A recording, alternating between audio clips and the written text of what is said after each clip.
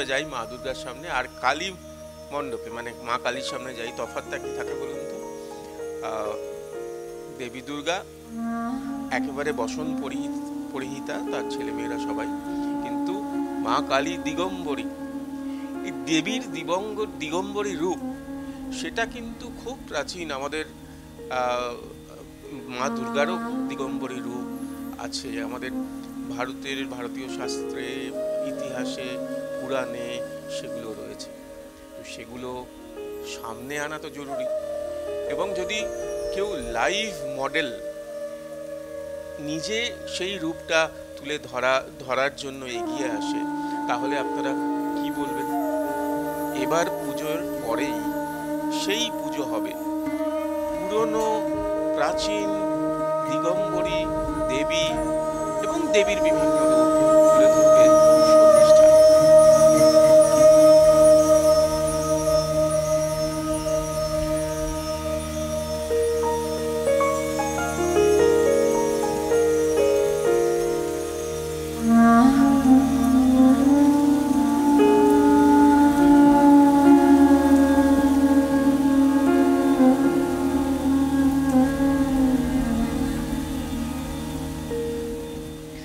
দিগম্বরী কথাটা এসেছে দিক এবং অম্বর এই দুটো শব্দ থেকে।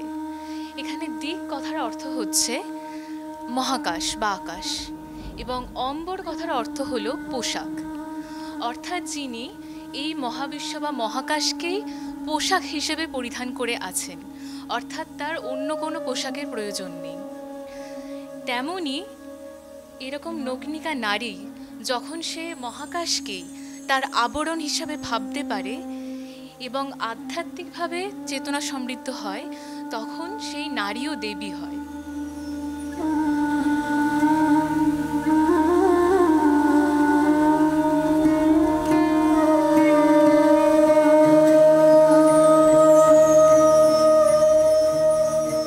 সিন্ধু সভ্যতায় যে মৃত্তিকা দেবী আমরা দেখতে পাই, সেই দেবী মৃত্তিকা দেবী দেখতে অনেকেই আমরা জানি না যে কিরকম তাকে দেখতে। সিন্ধু সভ্যতায় এই মৃত্তিকা দেবীর উল্লেখ পাওয়া যায়। সেখানে তিনি অলংকার পরিহিতা আছেন। তো সেই জায়গা থেকে হ্যাঁ, আর সিন্ধু সভ্যতায় যেখানে যা পাওয়া যায় সেখানে যদি কোনো আবরণ থেকেও থাকে তা ট্রান্সপারেন্ট ধরনের, সেখান থেকে ফিগারটা দেখা যায়।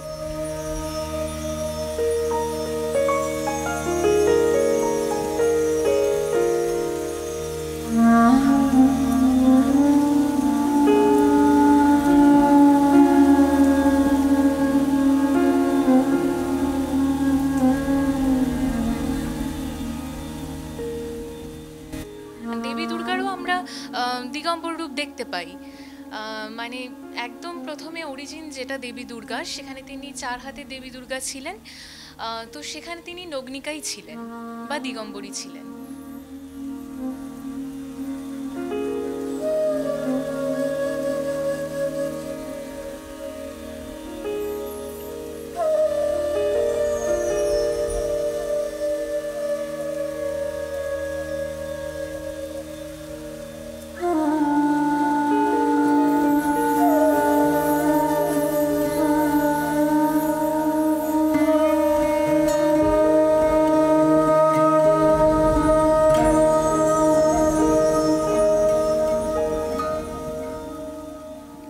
তারপর দেবী দুর্গাকে আমরা এখন বলি মহিষাসুর মর্দিনী দেবী দুর্গা।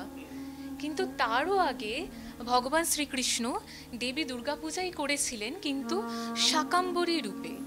অর্থাৎ তিনি এখানে শস্যের দেবী, অর্থাৎ যাতে মানে শস্যের ফলন বৃদ্ধি পায়, যাতে পৃথিবী শস্য শ্যামলা হয়, তার হ্যাঁ হ্যাঁ হ্যাঁ সেটারও একটা বিষয় আসছে। তো এই জন্য দুর্গাপূজা করা হতো। পরে এই মহিষাসুর মর্দিনীর কনসেপ্ট আসে, কিন্তু তার আগে শস্যের দেবী হিসেবেই দেবী দুর্গা পূজিতা হতেন।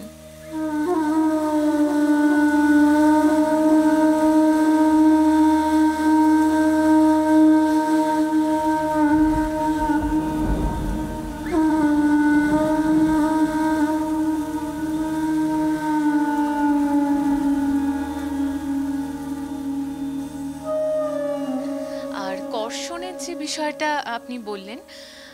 তো এক্ষেত্রে বলবো, আমরা যখন জমিতে চাষ করি, এখন তো অনেক উন্নত টেকনোলজি চলে এসেছে, কিন্তু আগে এখনও ইউজ হয় লাঙল দিয়ে চাষ করা হতো।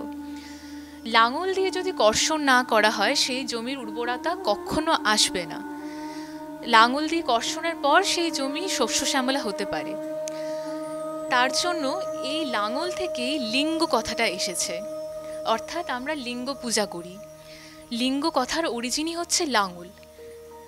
লিঙ্গের মাধ্যমে যোনিকে কর্ষণ করে উর্বর করা হয়, সেখান থেকে এই কনসেপ্ট।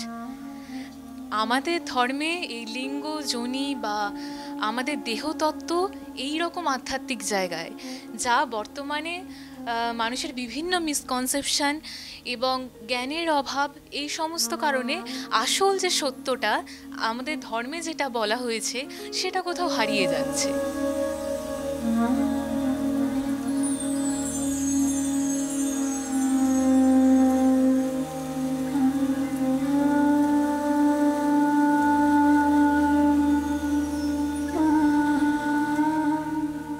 আধ্যাত্মিক জায়গায় দেখতে গেলে আমাদের শরীরকে মন্দির বলা হয়। আমাদের শরীরের মধ্যে বিভিন্ন ভগবানের বাস, এবং আমরা যে যোনি বলি, যোনির যে ত্রিকোণ, মানে তিনটে, মানে ত্রিভুজ, তো এই তিনটে কোণে তিনজন দেবী এবং ব্রহ্মা, বিষ্ণু, মহেশ এর বাস। এই বিষয়ে বিস্তর আলোচনা রয়েছে আমাদের ধর্মে। তো এই কোণারকের মেন বিষয় হচ্ছে